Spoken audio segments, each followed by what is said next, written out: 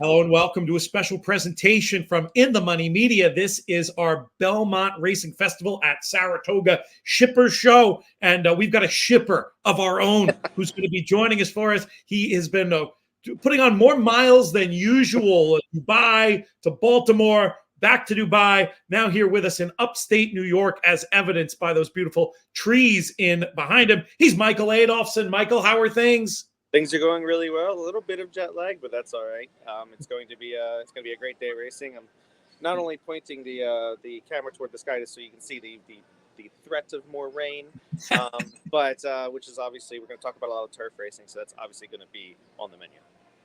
No doubt. I think that we're going to be okay on the turf for today's Belmont Gold Cup, and that's where we'll start quickly because this one doesn't have a lot of shelf time. But I do want to get your thoughts on Siskany in the Belmont Gold Cup. This runner who's thrived under USA conditions before, and to me looked like a 4-5 type shot in this spot. How serious of a contender is Siskany? Do you have any questions about him? I think that if you're going to poke any holes in him, it's that he's better with firmer ground.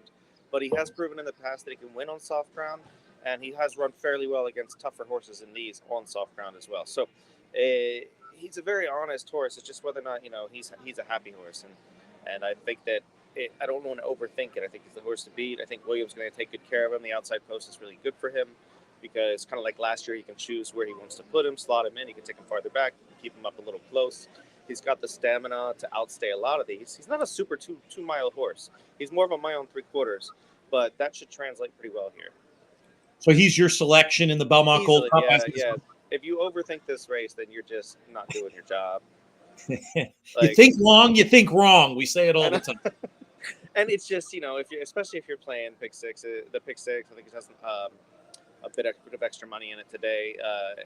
Make it simple with him.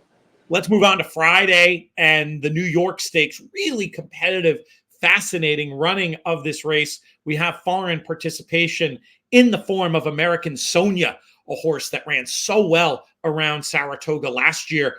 And of all the many contenders in this race, personally, I thought American Sonja was going to be the best price of those, and I landed on her in the analysis, the horse-by-horse analysis I did over at theraces.com. We know she handles USA-type conditions. You figure she's got to come on from that run last time, first of the season. Am I overrating American Sonja, or do you too see her as a yes and no? I feel like it's valid that she's a great value, right? I think there's a couple in here that may or may not be a little classier, but I think looking at her in particular, she's great to play because she's so honest. She's never, ever been out of the worse than fourth. And when she was fourth, she lost by 3/4 of a length. So it's just she always gives her best. Keep her in basically everything. That's what I would tell everyone. All right, that's good. That's good. I'll take that as a basic validation of my opinion in that spot. Right. I'm not saying single and move on or anything like that. Who just quickly, if you have it off the top of your head, I didn't prep you for this. Do you have a top pick in there, or one that you would be willing to key around, or is it more spready for you? I think we get a little bit of value maybe from Didia if the ground is fast enough for her. And I think she'll come forward in a big way off the Keeneland race. She was short horse in that race. She didn't love the ground. It's a different turf course here. She's proven that she can ship well from Kentucky into New York and do well like last year. And she was unlucky last year. There was a loose in the lead horse, and she couldn't get to her. But she ran the best of the rest, and the best of the rest includes horses like McCulloch. So, I think Adidia offers some value, and I'm going to roll with her. I like it. Let's move on to Saturday, and we'll start off with the Poker, one of the coolest horses in training. I'm just going to go ahead and say it. Probably the coolest horse in training in Casa Creed, making his this is the 7th year in a row he'll have made a start at Saratoga. The heart is rooting for him. The head can back him, but I have an angle, and I'm curious to get your take on this. On number 1, Mysterious Night, the foreign invader, had all manner of trouble the last day.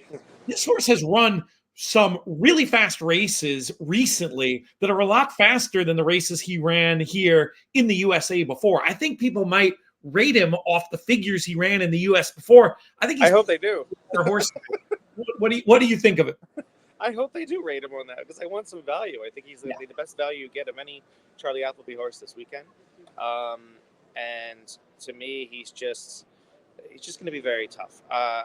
He's a very good horse. Just look very, very closely at his races in January. They were 7 days apart, and he ran off of carrying 137 pounds against inferior horses. And he dusted them that day. Came back and won a Group 2. And then they brought him back less than a month later, which probably was too soon off of such a quick turnaround before. And that was a tough race. You know, if you get boxed around on the American-style turf course at King Abdulaziz, then you're just got no chance at all. And he didn't. He was too far back. He couldn't get into. Couldn't grab the bit and get into the race. I expect him to be forwardly placed. They had some tactical errors last time riding him here. Just really put him. They keened him up to a little bit too much, and he was too much into the race. I feel like if he's sitting in the clear, he's a big, strong thing. If he's sitting in the clear, third, fourth, he's going to outrun his odds, and I think he'll win.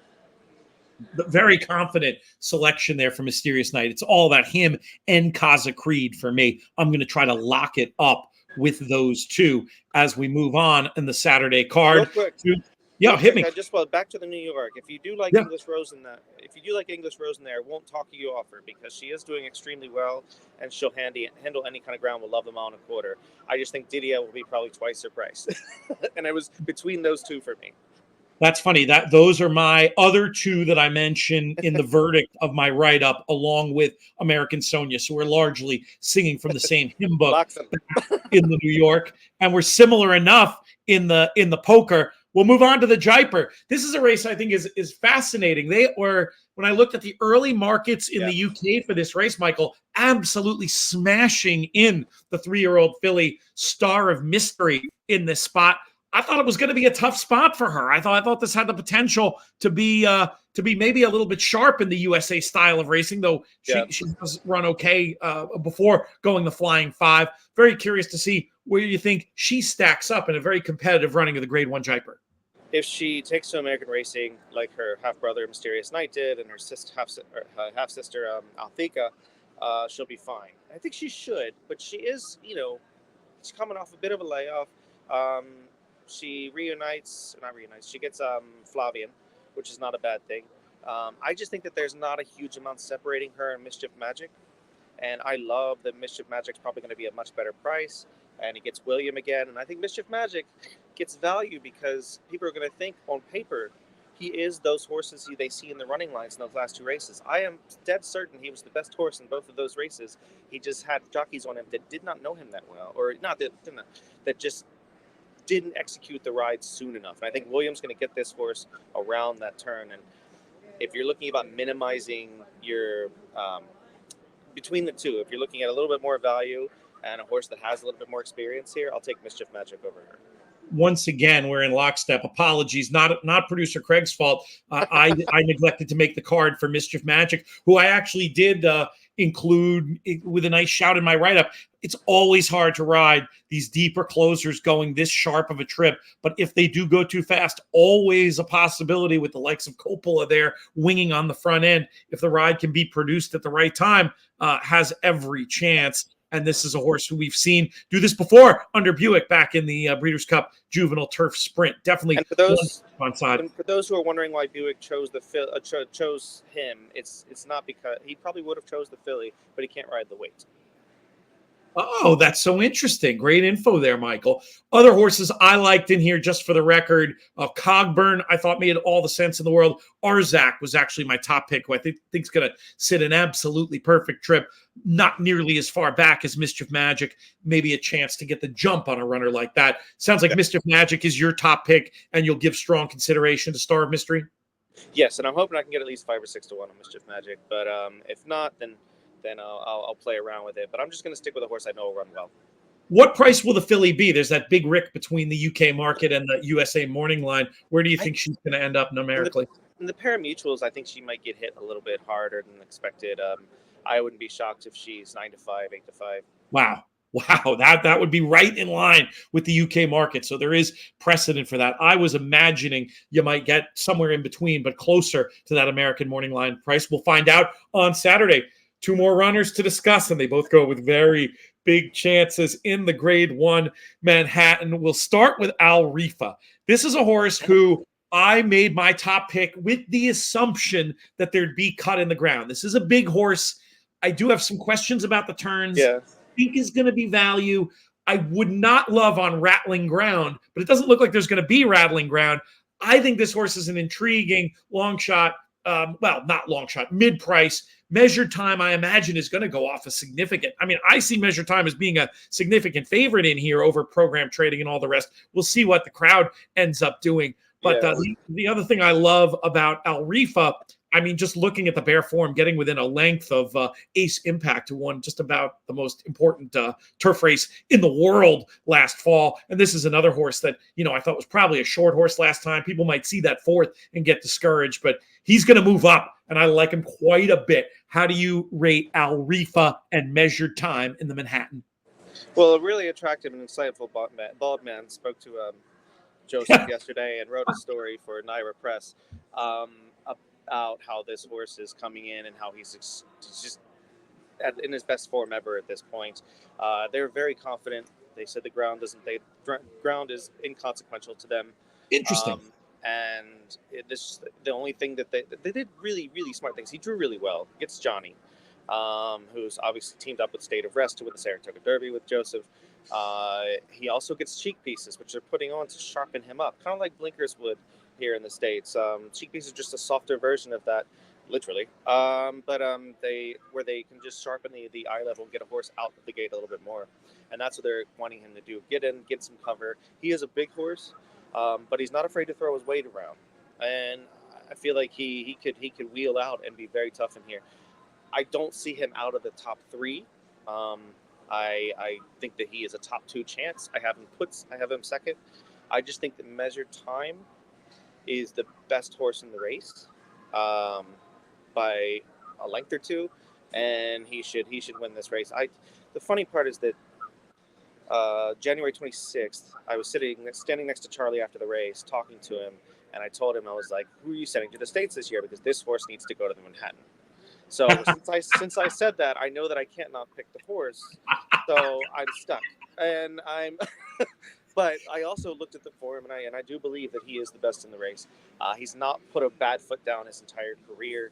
His race last time was very good. The horses on the outside, first and second, were 6-7 paths outside of him, so he didn't quite see them. I don't think he loved the ground that day, which is a little loose on top and firm on the bottom.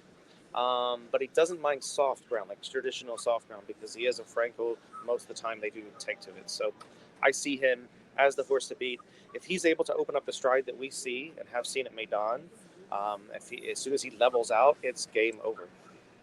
Can we lock it up with those two shippers, or do you feel like you need to throw any of the Americans in there?